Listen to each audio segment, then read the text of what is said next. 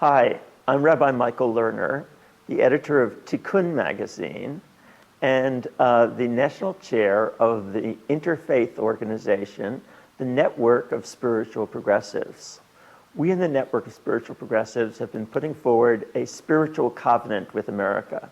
It has 8 different planks, and the one I wanted to talk to you about today is called the Global Marshall Plan. It's our plan for how to achieve security for America, how to deal with foreign relations and American military policy.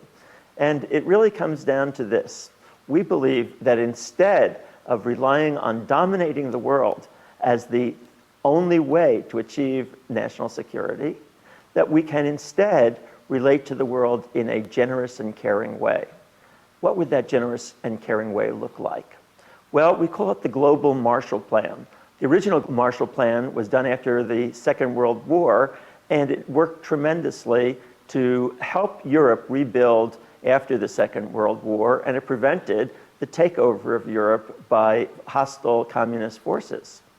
We can do the same thing in the rest of the world. The best way to overcome terrorism is to dry up the cesspools of anger from which those terrorists recruit their supporters. So what can we do to dry up those cesspools of anger? Well, instead of setting the terms of trade around the world in ways that benefit the United States and cause there to be growing poverty and a growing gap between the rich and poor countries, we can change the terms of trade in such a way that it is fair to all the peoples of the world and doesn't deplete the agriculture of the world, but rather supports it. Now, the next part of the Global Marshall Plan is to take between 1% and 2% of the gross domestic product of the United States each year for the next 20 years and use that money to end once and for all global poverty, homelessness, hunger, inadequate education, inadequate health care, and eliminate the dramatic problems we've caused with the global environment.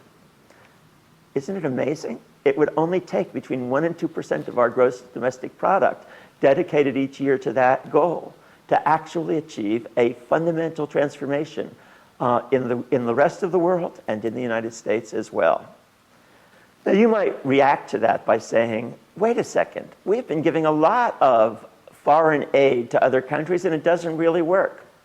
Well, the first thing is, actually, we don't give a lot. We give less than 0.02% of the budget to foreign aid. Very, very small amount of foreign aid. But secondly, we've dumped that foreign aid into the coffers of dictators and undemocratic forces and corrupt governments.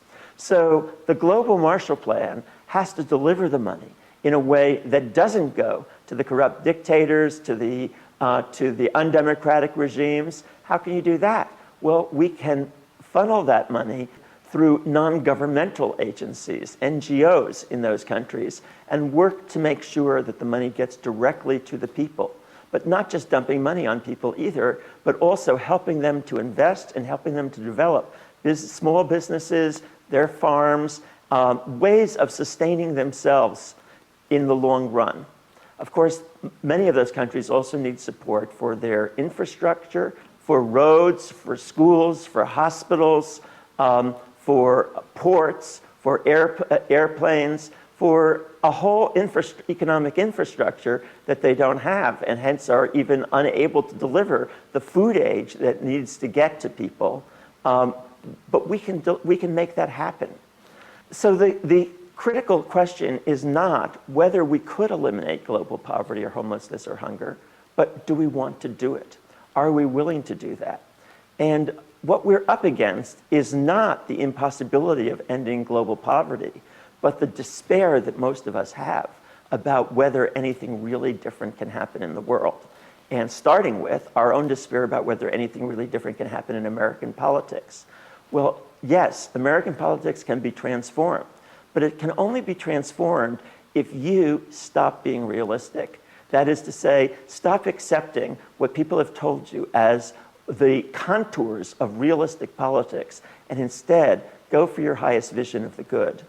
We at the Network of Spiritual Progressives want to invite you to join with us in a campaign in American politics to push every political party and every candidate for office to insist as a central part of what they are going to do is to support a global Marshall Plan to once and for all end global poverty and end global suffering.